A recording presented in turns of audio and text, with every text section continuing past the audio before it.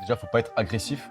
Ça, c'est le premier truc qu'il faut faire. Parce que dès lors où tu deviens agressif avec le locataire il se sent offensé et derrière il a encore moins envie de coopérer par rapport à la situation. En deuxième temps, on va dire, c'est de faire un état des lieux de ce qui est cassé, lui faire comprendre les frais que ça va engendrer.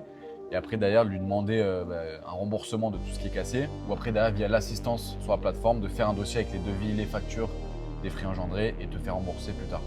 Tu te souviens de la fois où on avait loué l'appart à des jeunes, ils avaient fait 3 jours de soirée dedans, Ouais. jusqu'à ce que le voisin pète un câble. Quand Ouais. il était rentré du boulot, je crois, il était videur dans une boîte, le voisin. C'est ça. Et il était monté à l'étage avec un marteau, il avait cassé le compteur électrique de l'extérieur, il était rentré dans l'appart, il avait cassé la télé, il avait agressé les jeunes, etc. Ouais. Ça aurait pu partir vraiment loin, je crois qu'il y a la police qui était venue, non? C'est ça, en fait, si moi le matin je suis allé sur place, je pense que c'était un des cas les plus chauds, on va dire, que j'ai eu avec la conciergerie. Et j'étais arrivé le matin et du coup, il y avait le voisin complètement fou.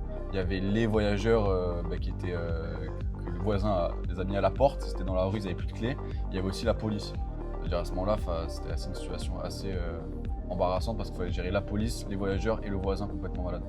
Ouais, et ce qui est bien, c'est que surtout toi, t'as gardé ton sang calme, tu t'es pas énervé contre les locataires, tu t'es pas énervé contre le voisin. Et si je me souviens bien, t'avais donc monté un dossier sur Airbnb. Ouais. Et ensuite avec eux, t'étais allé directement à un ATM pour retirer du cash et tu leur avais fait retirer une certaine somme, je crois, si je me souviens bien. C'est ça, en fait, je leur avais demandé, vu que j'étais encore avec eux sur le moment, je leur ai fait comprendre tous les frais que ça engendrait.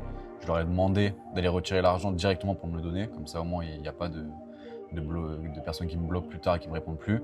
Et après derrière, parce que ça suffisait pas l'argent qu'ils m'avaient donné, j'ai fait une demande sur la plateforme, sur l'assistance, avec un dossier avec les factures, les devis de réparation, etc. Et derrière, on s'est tout fait rembourser. Ouais, ça c'était un des cas les plus chauds qu'on avait eu dans la conciergerie. Ouais. Hein. Après, c'est pas des cas qui arrivent tous les jours, mais quand ça arrive, faut savoir bien réagir et il faut surtout pas perdre son sang-froid. Ouais, faut garder son calme, c'est la clé.